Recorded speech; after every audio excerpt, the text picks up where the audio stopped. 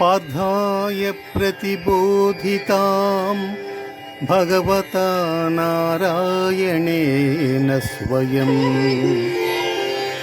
వ్యాసేన గ్రథితాం పురాణమునినా మధ్యే మహాభారతం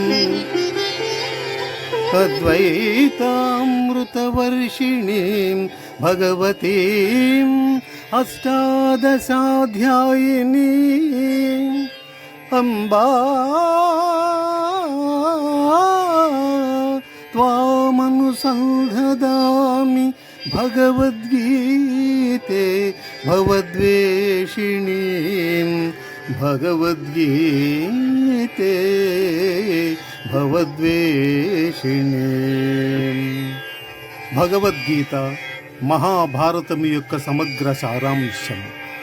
భక్తుడైన అర్జునుడికి వనర్చిన ఉపదేశమే గీతా సారాంశం.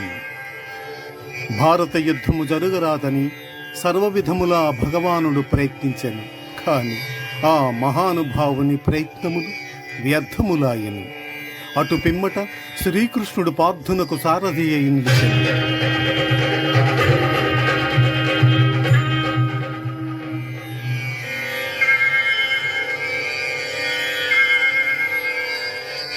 యుద్ధరంగమున అర్జునుని కోరిక మేరకు రథమును నిలిపెను.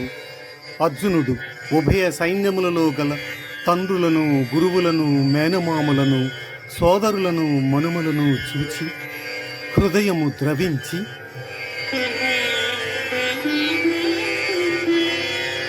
నకాంక్షే విజయం కృష్ణ నచ రాజ్యం సుఖాని చ కిన్నో రాజ్యేన గోవింద కిం భోగైర్జీవితేన వా కిం భోగైర్జీవితేన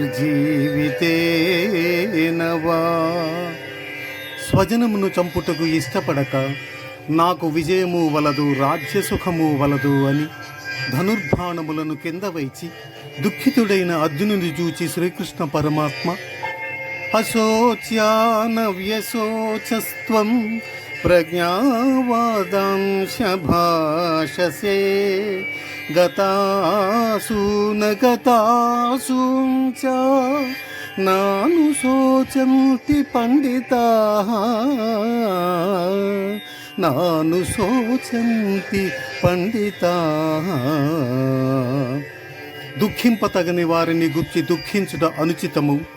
ఆత్మానాత్మ వివేకులు అనిత్యములైన శరీరములను గూర్చి గాని నిత్యములు శాశ్వతములు అయిన ఆత్మలను గూర్చి గాని దుఃఖింపరు.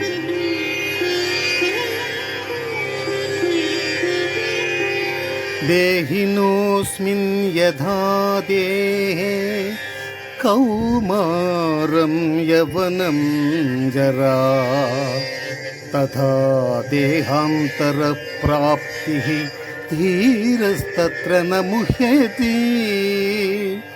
జీవునకు దేహమునందు బాల్యము, యవ్వనము, ముసలితనము ఎట్లు మరొక దేహమును పొందుట కూడా అట్లే. కనుక ఈ విషయమున ధీరులు మోహమునందరు.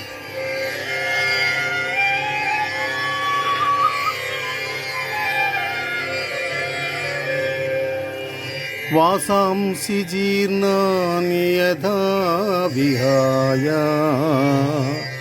నవాని గృహ్ణాతి నరూపరాణి తథా శరీరాణి విహాయ జీర్ణా అన్యాని సంయాతి నవాని దేహి. మనుష్యుడు ఎట్లు చిరిగిన వస్త్రములు వదిలి నూతన వస్త్రమును ధరించును, అట్లే ఆత్మ జీర్ణమైన శరీరమును వదిలి క్రొత్త శరీరమును ధరించుచున్నది.